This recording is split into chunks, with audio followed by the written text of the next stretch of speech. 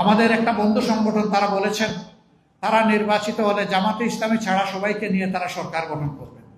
আমরা মহান আল্লাহকে সাক্ষী রেখে বলছি, আল্লাহ যদি তার মেহেরবানিতে জনগণের ভালোবাসায় আমাদেরকে নির্বাচিত করেন, আমরা তাদেরকেও সাথে নিয়ে দেশ গঠন করব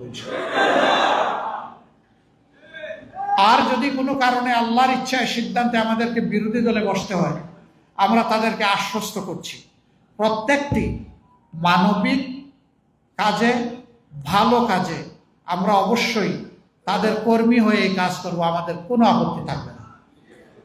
সবাই মিলে আমরা দেশ গড়বো, এই কাজে আমরা তাদেরকে সহযোগিতা করব। কিন্তু তারা সরকারে যাওয়ার পরে আবার যদি পুরানা কায়দায় কোনো ওলট পালট কিছু করা হয়, প্রথমে ব্যক্তিগতভাবে বলবো এগুলা ছেড়ে দেন। যদি তারা সংশোধন হয়ে যান আলহামদুলিল্লাহ, আমরা খুশি হব, অভিনন্দন জানাবো। যদি না করেন তাহলে আগেও যেমন জীবন বাজি রাখা আন্দোলন সংগ্রাম আমরা করেছি, আগামীতেও কাউকে আমরা ছাড় দেব না ইনশাআল্লাহ। আমরা যা করার অঙ্গীকার করছি, সরকারে গেলে আমাদের জন্য এটা বাধ্যতামূলক হবে এটা বাস্তবায়ন করা। যদি বিরোধী দলে আমরা বসি, আমাদের জন্য বাধ্যতামূলক হবে এটার জন্য লড়াই করা, এই দাবি আদায় করে ছাড়া।